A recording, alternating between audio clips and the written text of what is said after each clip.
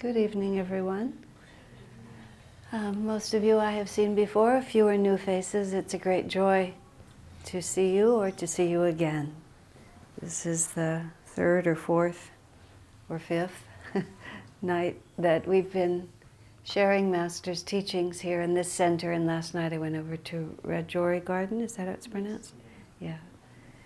And in a few days I go on to Delhi, and I've been in India now for about 4, maybe 5 weeks on this, what is turning out, for me at least, to be just a marvelous chance to travel around and talk to all my new friends about the ancient teachings of these masters. Partly because I have no other responsibilities except doing this. Just for me personally, it's been a particularly enjoyable time, because the only thoughts in my head have been just sharing these teachings. I've been on this spiritual path since I was 22. I've been on the self-realization path since I was 18, but this line of masters since the age of 22, which is quite a few years when you count it up in human life terms. And there hasn't been one single day, and I mean that honestly, not one single day when I haven't been completely conscious of the extraordinary benefit of having come to these teachings and having them be the guideline for understanding and integrating whatever experiences come to me. It would be untrue to say every day has been blissful. That's hardly the case. But it really hasn't mattered if it's been difficult or effortless, because underneath it there has always been the supportive understanding that what's happening to us in life is not arbitrary, it's not random, and it's not meant in any way to diminish us, but only to expand us and move us closer to what we all intuitively know is true, which is a state of perfect happiness, ultimately a state of perfect bliss. I've often thought about the fact that if we didn't intuitively know that we were born to be in a state of Satchidananda, we would be much more content to be miserable. Because if you know that misery is your absolute destiny and there's nothing you can do about it, a practical person just simply accepts that this is the way life is. Most of us live with the bodies that we have, and these are the bodies that we have. A friend of mine, I spent a period of days once with several men who are friends of mine, all of whom have very large physical bodies. You know, just not fat, but just big hands, big heads, big elbows, big knees. And I became ridiculously focused on that.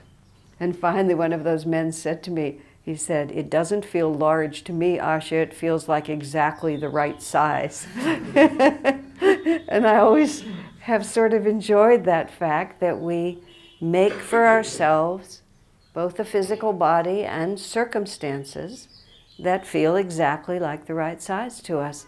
This is what our consciousness is capable of expressing. It's the natural next step for us to go forward. Now, our subject tonight is death, dying, and the astral world. Much of what I'll say, or I should say rather this book, which we don't happen not to have any extra copies of in the house tonight, but you can get eventually. It's called Karma and Reincarnation. It should have been called Death, Dying, Karma and Reincarnation, but some people thought the words death and dying were not big sellers on the cover of a book. I personally disagreed, but my point of view wasn't carried. But this is a superb book on the subject, karma, reincarnation, death, and dying. In my own life, even before I came on the spiritual path, but especially afterwards, death to me has never even slightly seemed like what you might call a morbid subject, or a subject that one ought not to think about or not talk about. It always confused me, in fact, especially after I started reading about yogis in India, and Ramakrishna in particular, which was the first exposure I had to self-realization teaching Sanatana Dharma from India. And one of his practices was to meditate in a cremation ground. And Vivekananda would go meditate in a cremation ground. And I don't know how you all feel about this, but that just seemed like such a marvelous practice to me. Finally, many years later, when I was able to come to India, because they don't have things like that in America, I was finally able to come to India, and I went to the cremation ground where Ramakrishna, I think his body was taken. Is that correct? No, it's where he used to go, actually. And I sat and meditated in the cremation ground, and it was ridiculous. I was so happy being there.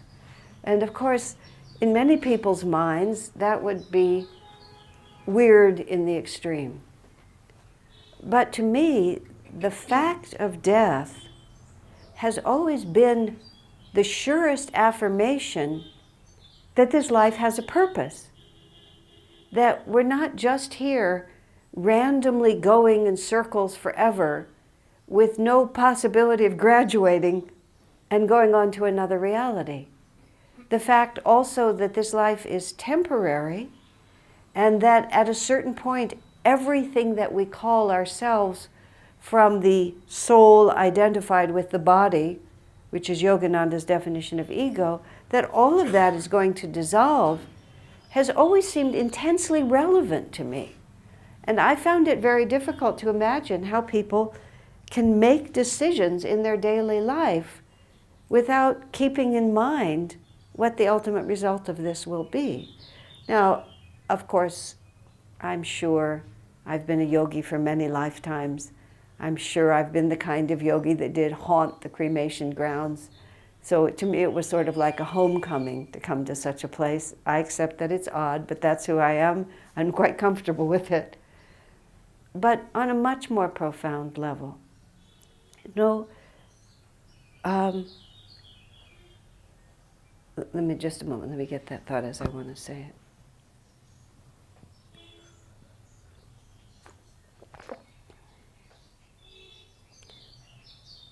If we don't remember that we are just passing through here, we make very unfortunate decisions. And if we don't remember that we're just passing through here, we get ourselves all twisted up in what is success, what is the right response. It's paradoxical in this way. Let me speak to it. Swami Kriyananda, whose picture is here, he's of course the American disciple of Yogananda and my teacher, the man who has really brought me through to everything that whatever I may know, I owe to him. More than any of us, Swami Kriyananda is perfectly aware of the transitory nature of this world. In fact, when he speaks about his childhood, what he really describes is until about the age of 8 or 9, he lived as much in the astral world as he did in this world. And he said he always felt, even from a very small age, that this world was not his home. And when he would go to sleep at night, Swamiji described that he would see a golden light, and he would concentrate on that light, and then gradually he would, his sense of awareness would expand, and he would merge into that light, and that's how he went to sleep. And it was many years in his life before he found out that wasn't how everyone went to sleep. And only when he became 9 years old, in fact, and he was stricken with a severe ailment, which turned out to be colitis. And also, he said, about the age of 8 or 9, he became aware of the fact that his perception of reality was very different from the perception that other people had. And he began to feel uncomfortable with the difference, whereas in early childhood he was perfectly comfortable with it. He began to feel uncomfortable with it, and he felt the need to relate more to this world. Secondarily, he also became very ill, and he had a lot of delirium because he had such a high fever. And he said, and when he came out of that, he was slightly suspicious of altered states of mind. And it was just a karmic testing period for him, which lasted until just before he turned 22, when he read Autobiography of a Yogi and found Yogananda. And at that point, he came back to where he had been. In fact, he said something very interesting. He said after he was initiated into Kriya and began to meditate, he said he went right back to merging into that light, into the superconscious state he had known so naturally as a child. And he made the interesting comment that as soon as he went back into that state, he said no time had passed, because in superconsciousness there is no time. So all of the intervening years of struggle and strain and looking for his place in the world, as soon as he stepped back into the superconsciousness, they all disappeared. It was just one continuous experience. He was back where he had been, and as if nothing had happened in between. Now, it's not exactly like that when we pass from this world, but there is a sudden realization when we step out of our bodies. Now, I speak of this. This is a combination of what I have learned from others and what I seem to know intuitively. I have to say that, because I've never had out-of-body experiences and I can't look back and remember my incarnations. But somehow there are certain things, and I'm sure all of you know this, that you just know. And you don't know exactly how you know it or why you know it, but the only explanation is that we have experienced it enough times that the samskars, the past impressions are so deep on us that even though we can't quite reach into it, there's just, the doubt has been resolved by experience. So there's this awareness, when we pass out of this body, it's like Swamiji coming back to that state of superconsciousness. Oh yes, this is just something I put down somewhere and now I found it again. And when we live in this world, what this world tries to persuade us of is that the experiences we are having now are the only experiences we will ever have, or are in some way the only really important experiences. And there's that shocking realization that people tell us who go to the other side and then return, when they realize how confused they were about everything that happened. There's a lot of books these days, partly because of the increase of medical technology, in which people who exited their bodies were not able to come back. But now, because of a lot of the medical technology, the body can crisis and return. I also think there's another thing happening, which is we are advancing into a higher age of awareness. And so these experiences are happening more and more, so that people will be inspired, ultimately forced, to come to a much more expanded understanding of what life is. My absolute favorite story of someone who experienced physiological death and came back was Dr. George Ritchie, is his name. The book used to be called Return from Tomorrow. It actually has another name now, I don't know what it is. But this man, he was in the US Army, and he was 21 years old. And as it happened, he had a desire to be a doctor. And he was stationed, I think, in Texas, and there was a huge flu epidemic. And many people were killed in the flu epidemic, and he was a soldier in this camp, and he died. And he found himself suddenly in the other world, and he was going through what many people tell us you have to go through, which is all of a sudden, from that perspective, you look back over your life. And you have to describe, you have to review and evaluate and try to understand whether or not your life was a success. Now, on this side, we ask, how much property did I own? You know, did my children become highly educated? Was I recognized for my talents? All the different things that we ask, that we think are what you might call the purpose of life experience. So this man died at the age of 21. And there were a couple of unique characteristics to his upbringing, including the fact that his mother had died when he was young, And his father had remarried, and the stepmother had tried very hard to mother him, but the boy remained close to her.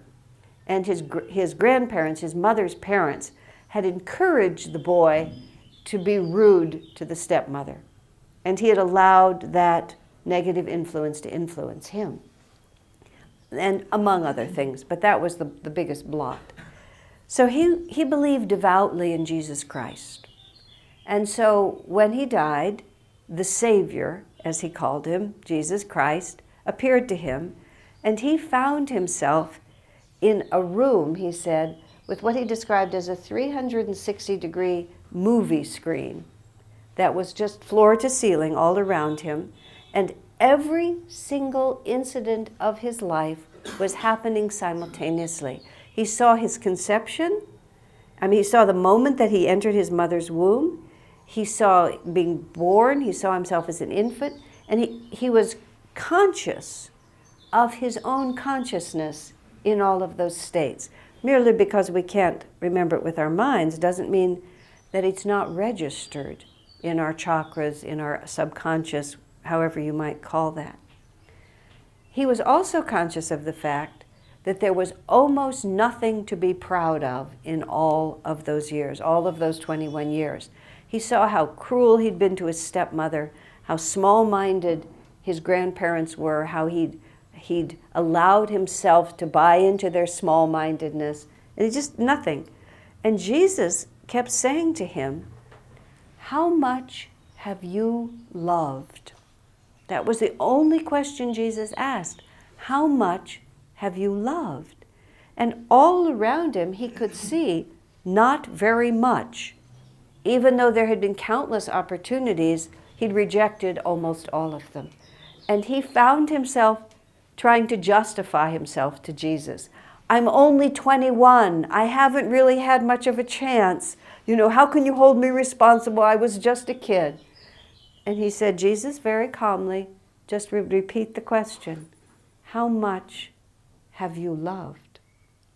And he was mortified by his life. And then he tells this story that he said the only really notable, laudable thing was that he'd been an Eagle Scout and he'd done something generous somewhere along the line.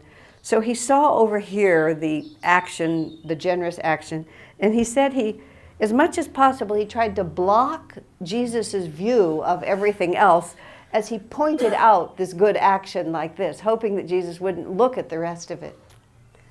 And he said, in that moment, there was this profound telepathic communication with his guru, is how he felt Jesus to be. And he said, and he had a southern accent slightly, he said, Jesus was amused by that. He was amused by my efforts to hide from him. And he said in that moment, he just surrendered everything.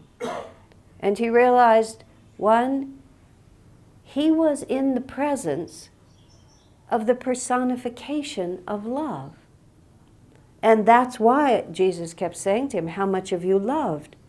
Because when the divine appears to us, it is nothing but love.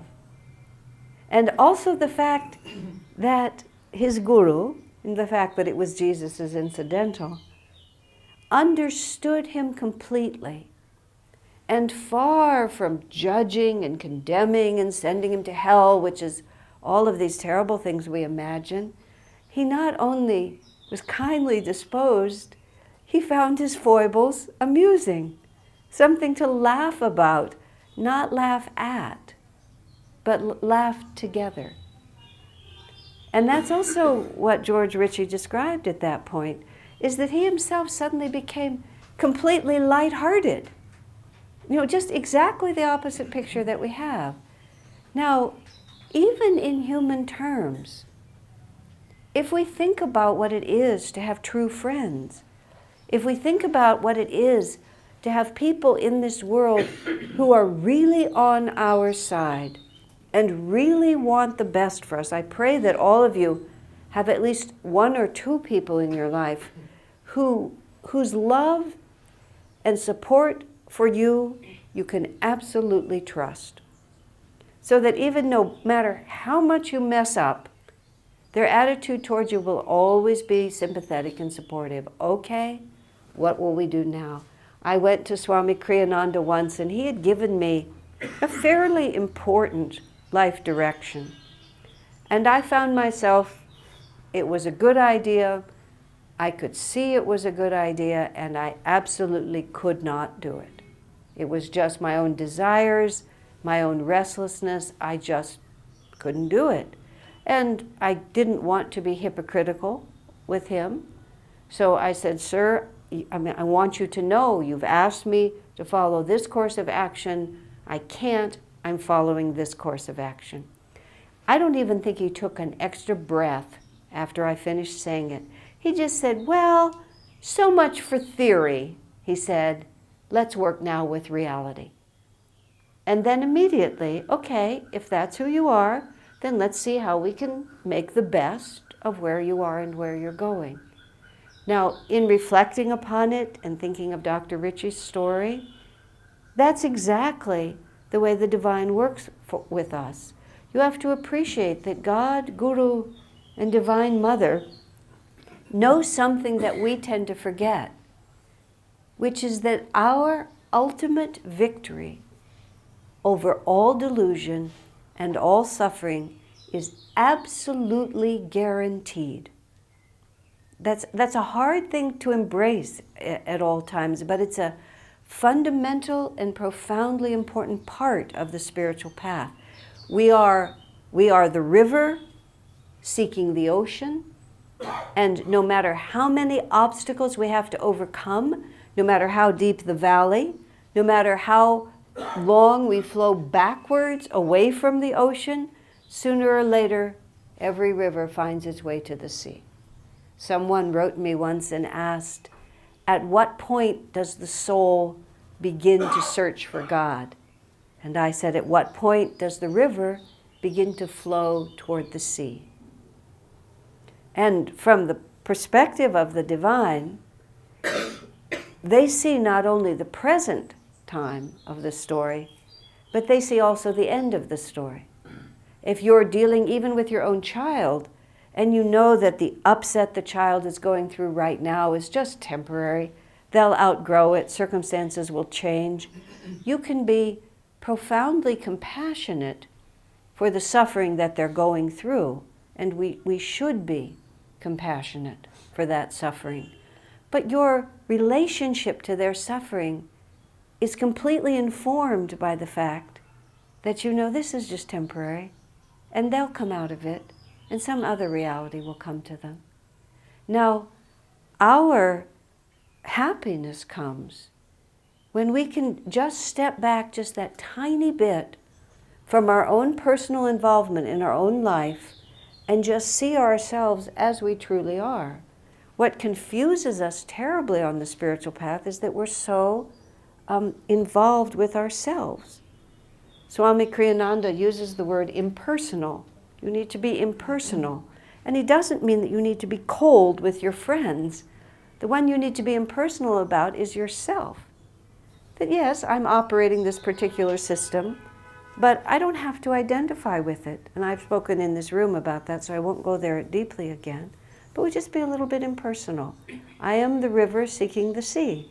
And whatever valley I'm in right now, it's just the valley I'm in right now. Because once we reach the end of this story, which is the moment of our death, we just walk away from it all. And actually, I was remembering just now, one of the things that really impelled me to the spiritual path, and I suppose this is why I've always had a certain affection for death. I remember I was about 18, actually I think it was before I started studying any self-realization. I had friends, and I wasn't a lonely person or anything like that. But I remember one night when I was falling asleep, I started thinking of the moment of my death. And I realized that when it came, it would be now. You know, from a certain age, it's in the future. But when it happens, it's now. And I realized also that when that moment came, absolutely no one and nothing of the world that I was in, no matter how much people loved me, I would gradually become completely alone. And in my imagination that night, and I sort of remember that I was awake much of the night, and I don't know if I went into a semi-dream state or I didn't know how to meditate, so I wasn't doing that. But I imagined every possible circumstance, including moving from here to another planet, just everything I could think about. But no matter how elaborate the situation, sooner or later there was going to be that moment. And I didn't understand even what that moment was the way that I do now. But that moment would come when everything would shift. And as I say, it became intensely important for me to understand what that was about. And it seemed intensely important to me that everything you did up until that moment would have to be focused toward that moment, not in a morbid way. But of course now as a devotee, now with the idea of reincarnation and karma and God's grace and the astral world, which is what we're talking about, I have come to understand that consciousness is what we really are. And in fact, even as we live in this body, if you think about it at all we ever experience is our consciousness. If you have any acquaintances or friends who are subject to depression or unhappy moods, you can be right next to such a person. You can be having exactly the same experiences together, or maybe it's you who are having the experience. And exactly the same external events will be processed completely different by the internal orientation. One person will find every reason to be sad, the other will find every reason to be happy. The same situation, where our meditation hall was for a time, now we have a different location in California, there was a nightclub across the street, and they played very raucous music with a really hard beat. And late one night I came out of our meditation hall, which was situated in such a way that it was completely silent. But I came out onto the sidewalk and there were swarms of people trying to get into the nightclub.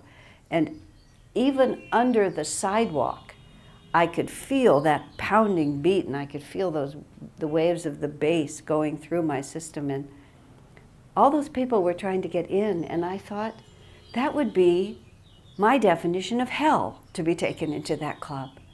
You know, to be subject to all that rajasic energy and that, to my mind, horrible sound.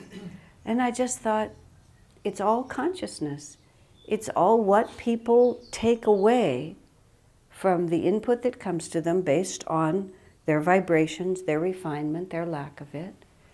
And the fact about death, Swami Kriyananda has said emphatically on many occasions, nothing happens. That's what he says. I love the way he says that. Nothing happens. We think that this great thing is going to happen, but all we're ever experiencing is consciousness. And our consciousness is not shifted by the mere taking off of the body. Now, Master speaks in most interesting ways, though, about the actual process of dying.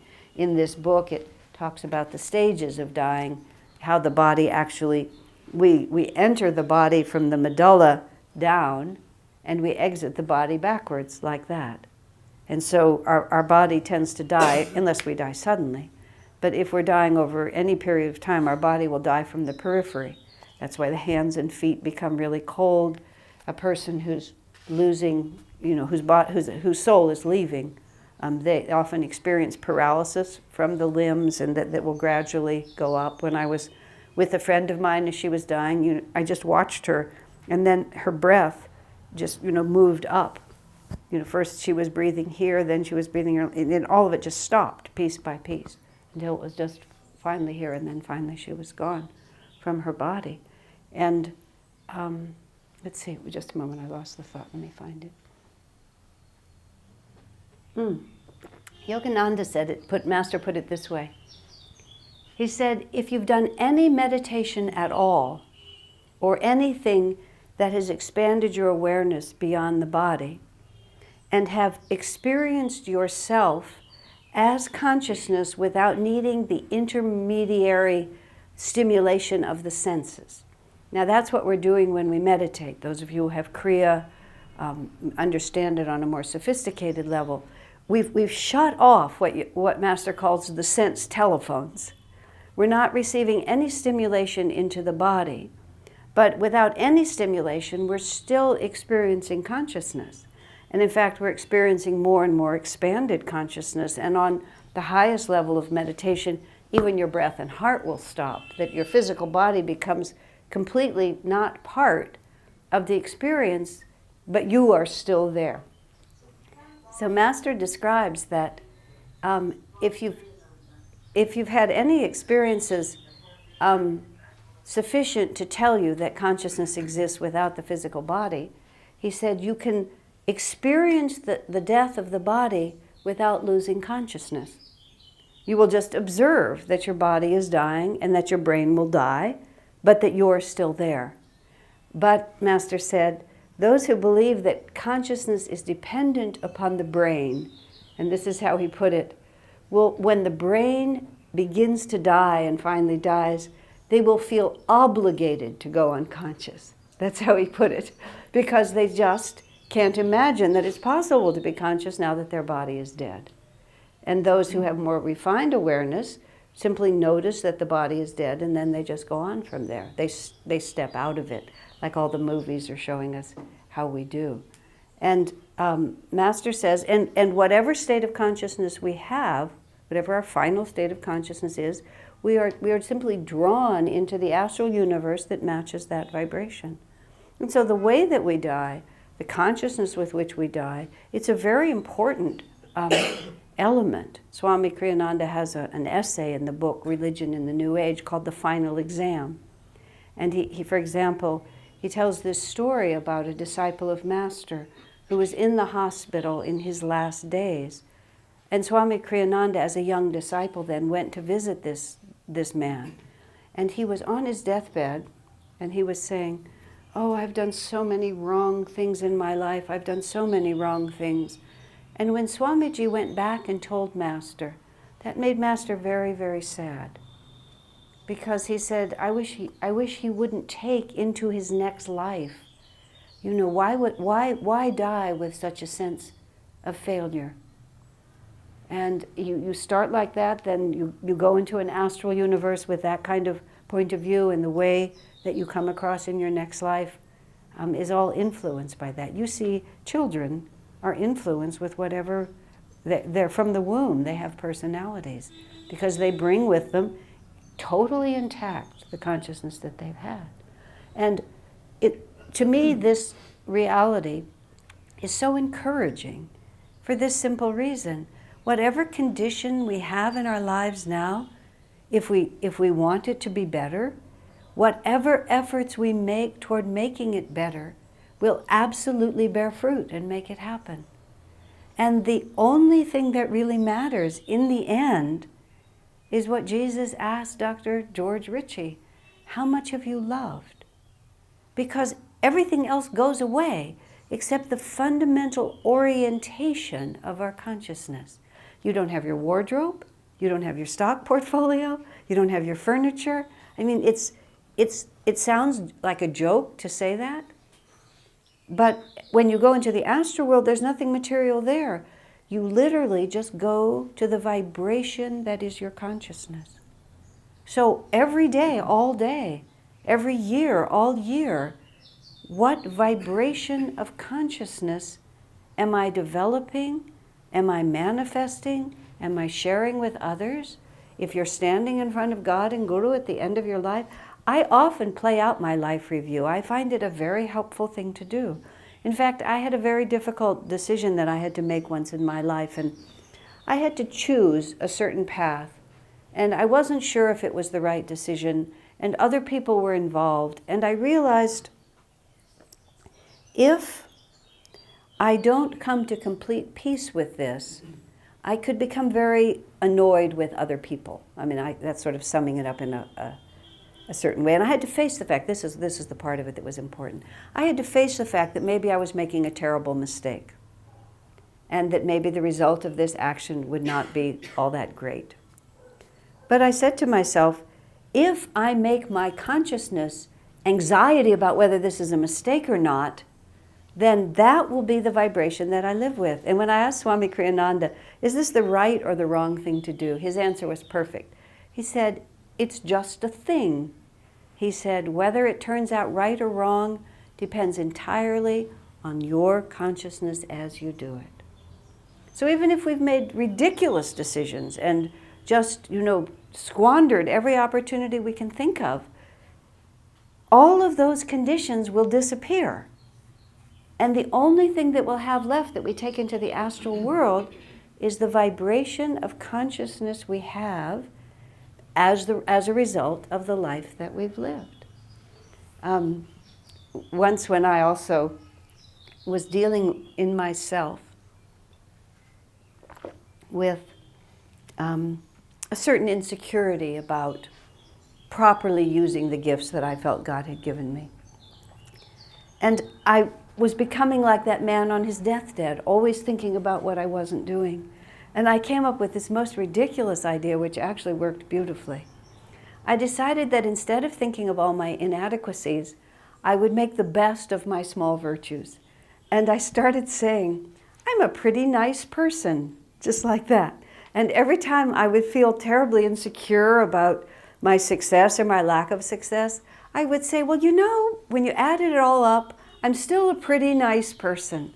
And I literally would imagine myself dying and facing Master. And he said, well, how did it go? I said, well, I squandered a lot of the potential I had, but in the end, I was a pretty nice person. And really, literally, in meditation, I would just sort of work that out with him. And, maybe it wasn't as glorious as I wanted it to be, but being a pretty nice person is okay. And that was what I was saying about putting ourselves in relationship in my life review, which you will have, we all will have. How will it all really add up? And if it's not adding up now, don't think it's going to add up any better then. Nothing is going to happen when just because you die. You'll just step over. Now here's another aspect of the dying process that has always inspired me. I mentioned in here Stephen Levine, who in America was a very influential person in helping us to get a more expanded idea of the dying process and how it should work. And he described this reality of what happens when a person begins to die, if you have a more gradual death. And he said, most of us are in the habit, when there is any kind of a restlessness in our consciousness, that because we have the capacity to move our bodies and do things with our bodies, we tend to try to ease any discomfort in our consciousness by physical action or physical movement. I'm a little restless, I think I'll go outside for a walk. I've been staying in the guest room. It felt, the other day I realized there were no open windows in here, and suddenly I needed to get outside. So we went out and we took a walk around the park. I'm a little lonely, I'll go find someone and talk to them. I'll dial a number on the telephone. I'm hungry, I want to do some creative work. And you just get up and do it, as a rule. And we rarely realize that we're just responding to a restless consciousness. Now, a great yogi can just sit in perfect peace for hours and days even. There's no impulse in him to do anything. You have Neem Karoli Baba and Lahiri Mahashaya and others and Ramana Maharshi, they didn't do very much. There was no dissonance in their consciousness that required release or distraction by physical movement. Now, what Stephen Levine wrote is that if your body begins to die in such a way that it takes time for it to die, you gradually lose the capacity to move and to do the things that you would normally do. A woman friend of mine who had cancer and died from cancer, she was lying on her bed and her head was twisted a little bit like this. And her friend said to her, "That must be uncomfortable. Why don't you put your head elsewhere on the pillow?" She looked at her and she said, "You have no idea what effort it would take for me to move my head at this point." And then Stephen describes how people who have only solved the problems of consciousness by acting through their bodies can become terribly restless and afraid when they are just trapped inside their consciousness and have lost the capacity to distract themselves through their bodies. And he talked about a stage of dying where people become very, very anxious because the dissonance of their consciousness is displaying itself and they can't do anything to change it. Now, almost always, a sense of peace settles in after that, which you'll often see. There'll be a period of agitation and then there'll be a period of peace. The point for me that I've taken as a life lesson from death is to try as much as possible to solve the problems of consciousness on the level of consciousness. If I'm feeling angry or upset or restless, it may well be. I mean, we don't just have to sit in our rooms. We have to be practical. But even if I do get up and go for a walk, before I get up and go for a walk, try to bring myself to a state of peace. Try to bring myself to an understanding that I'm doing this not because I have to, but because it's the right thing to do. People spend money a lot because, I mean, especially in America where there's a lot of money flowing and there's so many things you can buy all the time. Maybe it's the same here. They feel restless and inadequate in their minds, and so they go out and spend money. I've been flying through Dubai recently. It's been a convenient flight, San Francisco, Dubai.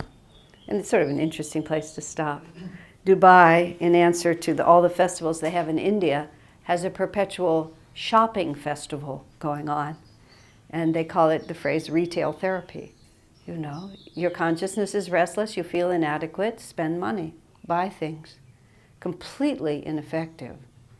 But we don't know that. Because sooner or later, all problems of consciousness will have to be settled on the level of consciousness. That's what it is to advance spiritually. We have to be realistic with ourselves, but at least if we know in the general direction we're going. And then when we have to shift into the astral world, we just shift as happily as we can be. Oh, it's been a great experience.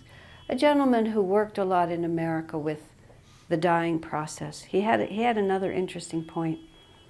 He said, someone asked him, "You talk about how joyful and free people are when they exit their body." And Yogananda talks about this. He makes the most interesting statement in this book.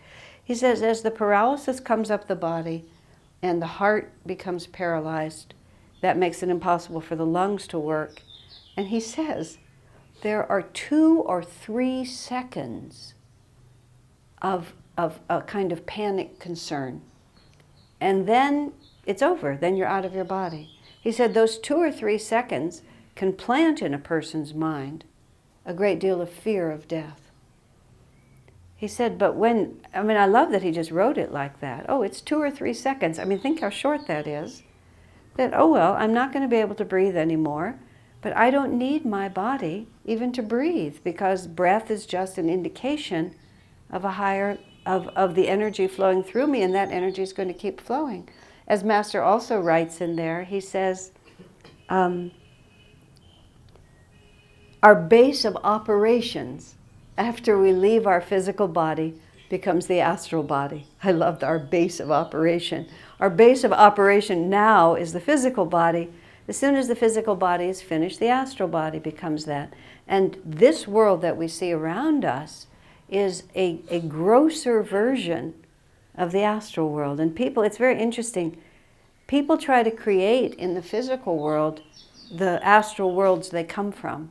And one of the reasons why it's a very beneficial thing to create harmony and beauty in the world that you live in. You don't have to create luxury, but to create harmony, cleanliness, and beauty is because how we live in this world is again going to be a reflection of the astral universe that we're from. And what astral vibrations do we want to channel? disorder, messiness, and India has a lot to learn in this respect, and I can't even begin to touch what the causes are. But, dirt and disorder invites lower astral vibrations, and beauty and harmony invite higher astral vibrations. Our community in Palo Alto, we didn't, Ananda doesn't own it, but a group of investors purchased an apartment complex for us, and then we took a master lease and then we rented out. That's how our community operates. It's by no means ideal, but it works. When we took over, it was a very low vibration. That was one of the reasons we could afford it, because it was a little rundown. But what was fascinating to me was it was a rundown place, and then inside of it, people made it worse. Everything was dark. There was a great deal of disorder. They kept the curtains closed all the time. Things were painted dark colors. It was like the astral universe that these people came from. They came into the physical universe and they tried to make the same astral universe they were used to. There was nothing light, there was nothing expansive, there was nothing harmonious about it. They just recreated it right there. We came into exactly the same spaces. The astral universe we came from was full of sunlight, it was full of white, it was full of light, bright colors, it was orderly, it was clean. Exactly the same buildings. We couldn't afford really to change the buildings, but we just changed the vibration. Because how you live in this world ends up being the vibration of your consciousness. And that, as I said, luxury isn't the point, but the vibration of how you live becomes the vibration of your consciousness, and it'll be the world you see. If the world you see is a certain way, when you go to the astral world, that's the only world you'll see. Master said some people in the astral world never wake up because they don't know they can be conscious without physical bodies, and all of their life experience has been only on a gross physical plane. So he said they just sleep. He called it kind of a gray dream. They get kind of a convalescent period. And then when they find themselves in another body with the physical sensations, then they begin to wake up again. But others, I will say people like us, who actually, our understanding of life is more on a subtle level. It's more this world that is the difficult one and doesn't seem like home. It's like, why are people not harmonious? Why are things not uplifting and beautiful? Why can't they see that disorder is so detrimental to what we're trying to accomplish here? And so we think about this refined astral world. And so when we lose the confinement of the physical body, we just step naturally into the place where we belong. Even though I can certainly complain about India on the physical level. When I first came, the first time ever I came, it was like the vibration of this culture, and as Swami describes it, the vibration that comes out of the land, which is not about what's happening now, but what's happened so long. It was like I exhaled. It felt so much like home to me, and I've always felt that. When we were coming once or twice a year, my husband and I would say that India was like a vitamin for us, and we would develop a deficiency, and we would just need to come back. It was a homeland. I think I've reconstituted myself so I can move in and out of it without that same, but there would be a hunger for this vibration. Just like there gets to be a hunger for refinement, a hunger for beauty, a hunger for harmony, because we're remembering those worlds. And if we recognize that, yes, it is our duty to manifest those vibrations as much as we can here, which is why Ananda always tries to make a certain level of refined beauty wherever we are. Not because we have to, but because that's the astral world we're from. And that's the world we want to live in, and that's the world we want to channel into this world. And then also when we step out of this world, that's where we'll go. Master himself was like that. The age of too much poverty is not really where we're standing. That's why India itself is trying to come out of this karmic period. Not because materialism or materialistic is really a good idea, but this kind of disorder in the universe is also not a good idea. And we have to be lifted from that. All of this is because we're on this huge continuum. This just huge continuum in which this life is just a practice.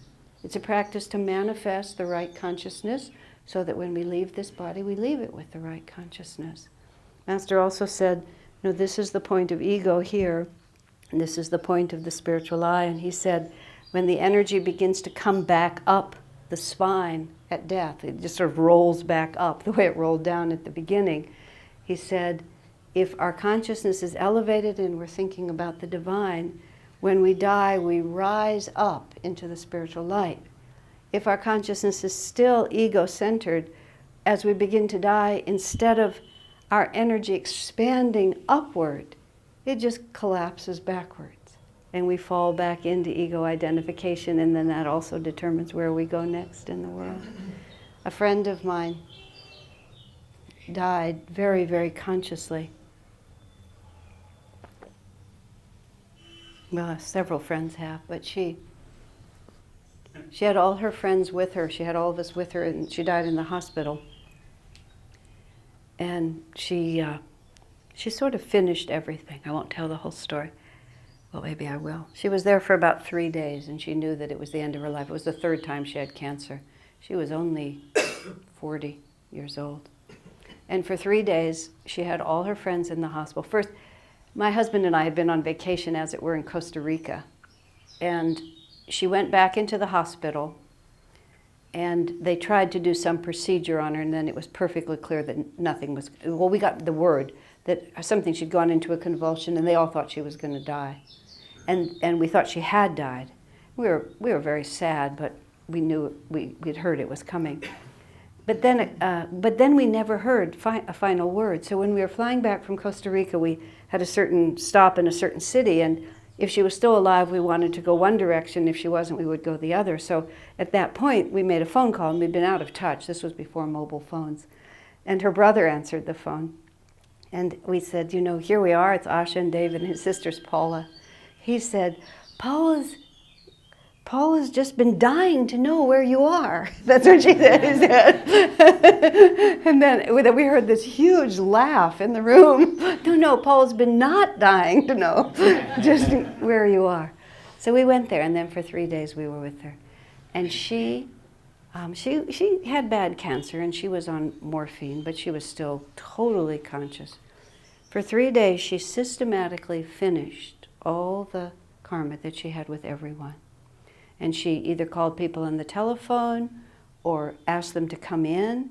And it was amazing what she did, because she was absolutely honest, but she created harmony. And I'll give you one example. She'd had a terrible blow-up with this woman at one point in history. They were all part of Ananda, but she had been in charge of a community. That woman really had to be relieved from the responsibilities that she had, because she really had to be relieved from those responsibilities. It was just a necessary thing. But the woman who had been fired always held a certain resentment against Paula for doing it. And when Paula called her on the phone, with perfect honesty, she said, I've always felt badly about the way things turned out, she said. She didn't say, I did the wrong thing and you had a terrible attitude. She said, I've always felt badly about the way things turned out. And then so sweetly she said, I think we're both big enough gals to put it behind us now. Don't you think so? And it was exactly what had to be said. It was truth, perfection, but harmony was more important.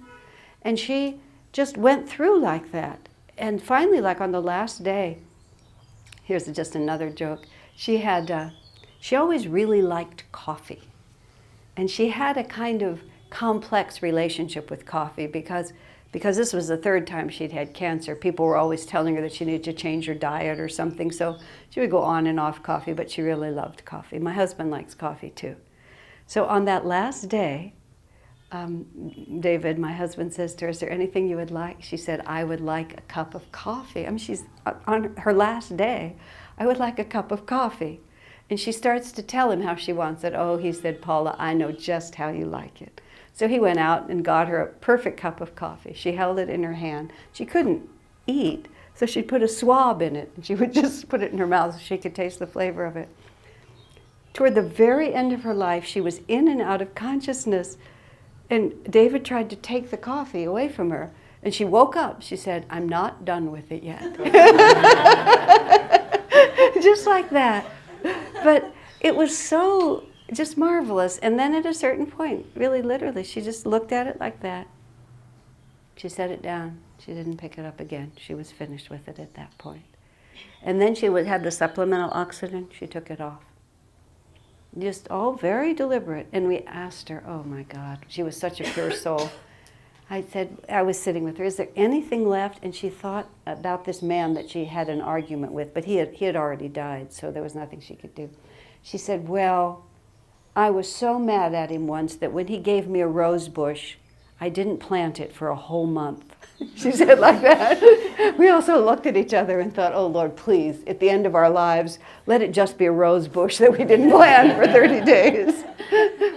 But when she actually was passing,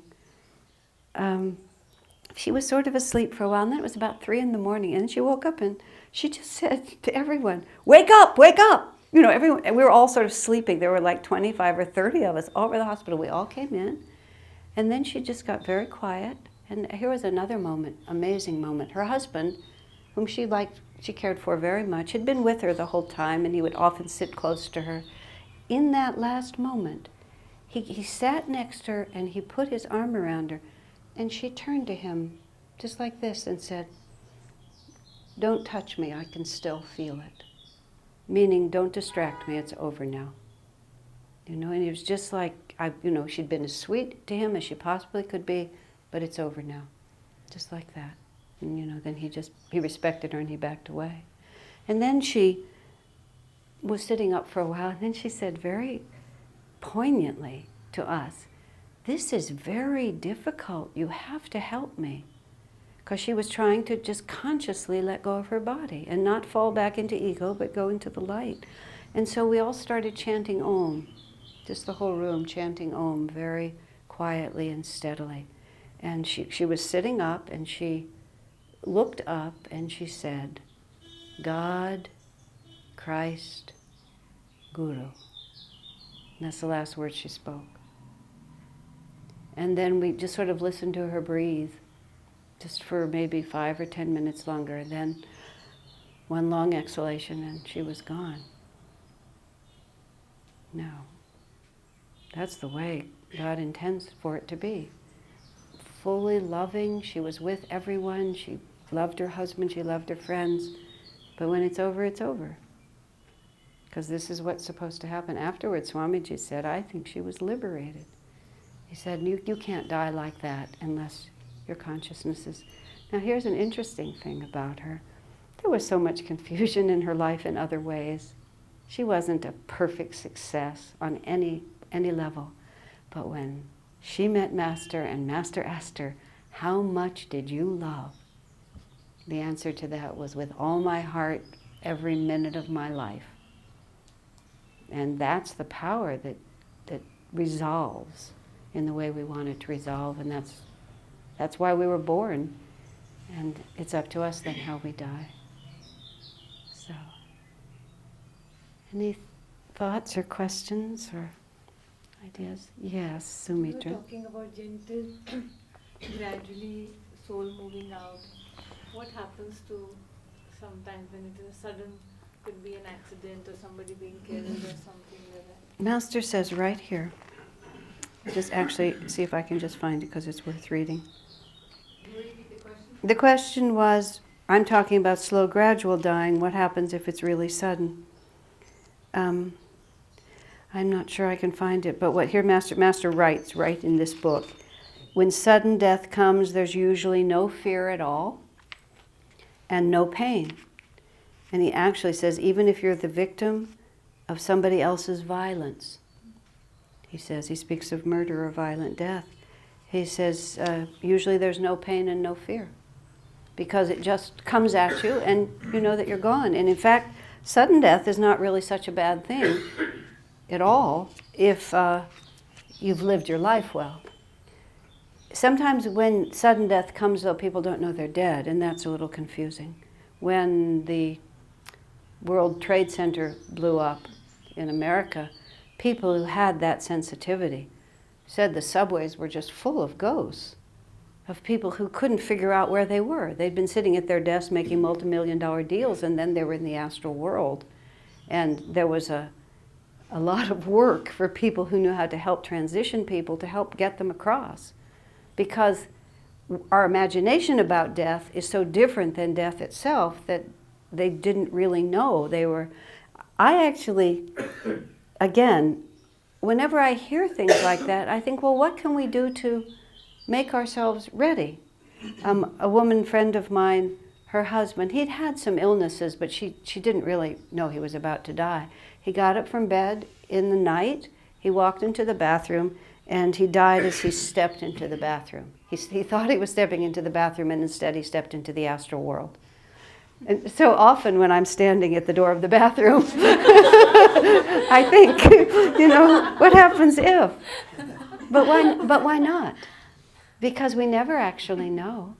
We have it all figured out in our minds what it's going to be like, but we never know. Swamiji says every night you should build a bonfire and you should put everything that you are into that bonfire. The way I think about it is I really like to stay current. I don't like to carry karmic debts. I don't like to carry anger with people, unresolved issues. I'm a little extreme. Somebody will call and say, I'd like to talk to you. I have an issue I want to discuss, even if it's not about me. How about now? It's just like if something comes up, let's just do it now. Let's just solve it now. We don't even know if there's going to be another moment. And if issues are not settled, don't just wait for them. It's kind of a joke with my husband sometimes when he leaves home in the morning. Goodbye, darling. It's been wonderful living with you. I always want you to know how much I've enjoyed being married to you. Someone will say, how does he take that? Well, he's accustomed to it by now. But it's like, it's a real spiritual exercise. It's like we never know what's going to happen next. And do we really want to die annoyed with our neighbor, annoyed with our son, annoyed with our husband? I mean, we can't always conquer our feelings so quickly. But it doesn't hurt to say, if when I step into the bathroom, I actually step into the astral world, do I want to have anything on my conscience that's just going to confuse me? Because those attachments will totally confuse you. You'll be trying to go to the astral world and simultaneously being dragged back. Oh, there's another story about Paula that I'll tell. This was long before she was ill. She ran a clothing store for Ananda. She had a beautiful aesthetic sense and an intuition about buying and what would people want and so on. And she had a bad cough, and she had a bottle of cough medicine that had codeine in it, and she's a little unsystematic in her life. So she was just kind of sipping the bottle a lot to try to keep the cough at bay because she was at this buyer's market. So by the time she got to her hotel room that night, she had seriously overdosed on this codeine. And she really felt that she was dying, that she'd poisoned herself. And she was so drugged that she couldn't get to the telephone or anything like that. And somehow she crawled into the bathroom. She thought if she could splash water on her face that it might revive her. And she said she saw the tunnel of light, and she started going down the tunnel of light. She was really leaving her body. And then two things happened. Somehow or another, the toilet seat was up, and she was staring into the toilet bowl. And she said, am I going to die staring into the toilet bowl? It was just such a gruesome prospect. And then the next thing that happened, Paula had a huge wardrobe. And she was the same size her whole life. All of us just got clothes and jewelry and shoes after she died. I mean, it just was boxes and boxes of things that were passed out to us. And she was staring into the toilet bowl, but also going into the tunnel of light. And she remembered this outfit that she had put on layaway. You know, that she's dying, and she's thinking about this outfit. And she said when she started thinking about that outfit, she came back out of the tunnel. I mean, it was like this attachment to this physical thing brought her back. I asked her later, I said, did you buy it in gratitude for it saving your life? She said, absolutely not. But that is how it is. We start, now we may not save our lives with our attachments, although people will come back to life, sometimes positively. I can't leave my young child. I can't leave my husband. But also we'll be going into the light, and the memory of the things that we're still attached to will pull us back away from that light. We'll still leave our bodies, but we won't go into as elevated a state as we could if we were free. So just because a person dies suddenly or violently or in an accident or something like that doesn't mean that they can't just go to the light when it happens. They will go exactly where their consciousness is. Mahatma Gandhi, of course, is the most famous example of violent death responded to with high consciousness. But many others can. If you die, you can't cheat. You just die exactly who you are. And if you were a good person and for some reason you have the karma to have something unexpected happen to you, all that goodness will carry you. You won't become somebody else in that moment. Any other questions? Yes, sir, Dinesh. Some people are frustrated and they commit suicide. What happened to What them? about suicide? All karma is temporary. So even though the karma for suicide is not really terrifically good, everything can be overcome in the end. It depends to a certain extent, Swamiji has said, on why you commit suicide. God is not cruel or not understanding. If you commit suicide in anger in order to hurt other people, that would be far worse than if you commit suicide in despair over tragic situations in your life, or in confusion where you didn't really realize what you were doing. One explanation I've heard of the karma of suicide, which is a little chilling, is that whatever has driven you to the point in your life where you took your own life, you have to keep re-experiencing, not necessarily those exact circumstances, but that degree of desperation, and have the courage to go through it. The biggest problem with suicide, very simply, is that it accomplishes nothing. And it also plants in your subconscious mind the idea of trying to escape. And you don't always remember when you return again that it didn't work. You may just try it again and again. And in fact, they say it becomes a karmic pattern, that you will try suicide again and again. A woman friend of mine who has the vibration of a person who would commit suicide but hasn't. But she told me, she said, it's just always in her mind. And I was in fact having a conversation with her in which we were talking about a difficult subject, something that was difficult for her to handle. And she said to me, she said, I keep thinking of rushing out of this room and throwing myself off the balcony. And it's like, I have had lots of difficult conversations for me, and I never think about throwing myself off the balcony. But it's in her samskars, and she's always having to work with it. And in a very real sense, she feels that just to live to the end of her life this time is actual success. Suicide is the ultimate act of complete subconscious self-involvement. There's absolutely no reality. You've forgotten all the other realities, and you try to snuff out consciousness itself. A woman who actually tried to commit suicide and had a death and return experience went to a very unpleasant place, which is, most people don't do that. But she shot herself, but then was saved. But she said she felt she was in an astral world with other suicides. She felt a lot of them had been sitting there for a really, really, really long time. And the characteristic of their consciousness was that it was downward looking, it was self-involved, and it was still in that state of nothing can help me. And she said what was so fascinating, because she was going into that state, and she said she'd never been a religious person at all, but for some reason, just the thought of Jesus entered her mind. And as that thought entered her mind, she lifted her eyes, and she realized that there were all these light beings right above where these dark souls were, because in the astral world, light beings can go down to help people of lower consciousness, but people of lower consciousness can't penetrate higher realms unless they shift. And she saw there were all these light beings just sending light to these suffering souls. And she had looked up, and then she was pulled out of there. So what happens to people who commit suicide is they don't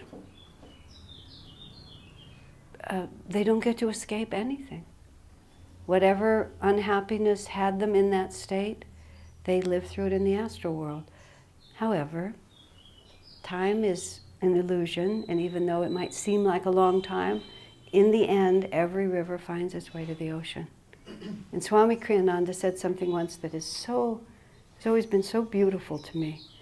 He said, now when he sees people suffering, even if intensely suffering, the thought that comes to him is, when they find the bliss of God, it will be even sweeter because of the sadness they've gone through now. And so instead of feeling their sadness, he feels how much sweeter the bliss will be because of what they've experienced now. And I found that just so, it just shifts the whole perspective. The other thing that's worth contemplating is that Master says we all try everything. That, the idea of suicide is such an obvious temptation when we don't understand that consciousness is not shifted by death. And he says, we try it. We all try it. And if we're not inclined to do it now, it's because we live through it. And if somebody you know or love has tried it, well, they're on their way to learning. And you can help them by sending light and prayers, because the light beings are trying to help them all the time. Does that help? Yeah. Yes, Vijay. God may be loving them more, I think. They are helpless. Yeah. So He may give a better life to them if that happens. Karma is fair, though. You can't get a better life just because somebody feels sorry for you. You get a better life when you have raised your consciousness to the point where you can accept a better life. You can't just, that's why I said why and how you commit suicide matters. If you realize that you've made a terrible mistake and it really wasn't what you wanted, then your consciousness is shifted and you can go forward from there.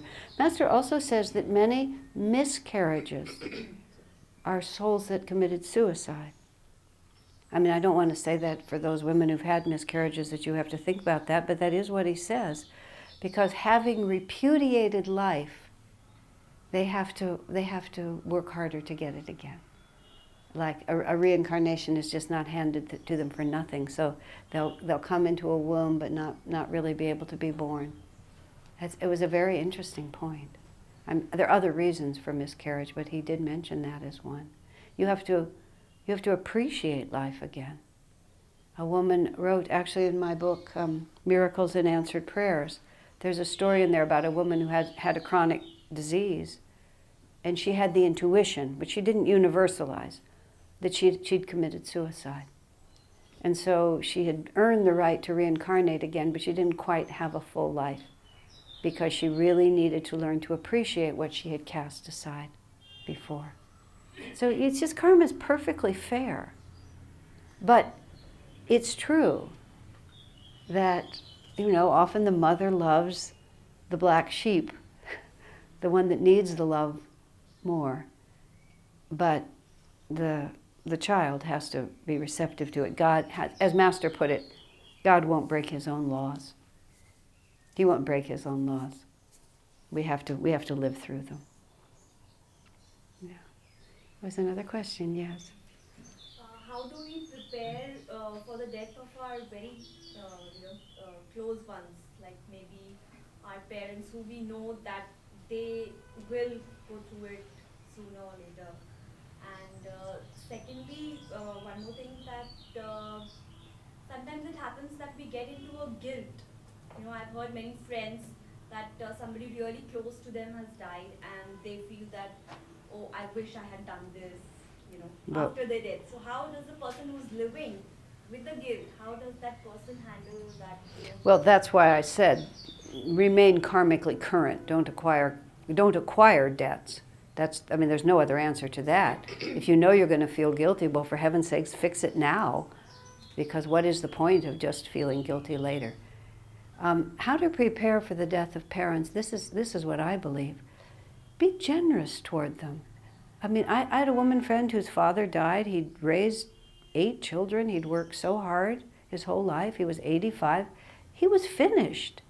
And the daughter, in the name of loving him, kept mourning. I said, it's such a drag on his spirit. I said, give the guy a break, you know? He's ready to do something else. Let him go. Be happy about it. So I think the thing to do, and I'm joking with my husband, you know, I've loved living with you. It's been a joy being your wife.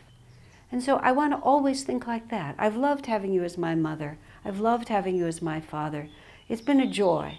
And just say that over and over and over again, so that the whole experience of it is that it's been beautiful. But nothing in this world lasts forever. We can be petulant, spoiled children as much as we want to, and it won't have an effect on anything. So the way to get ready is to be a grown person, a mature person, whether you're a child or an adult, and realize that God has a plan.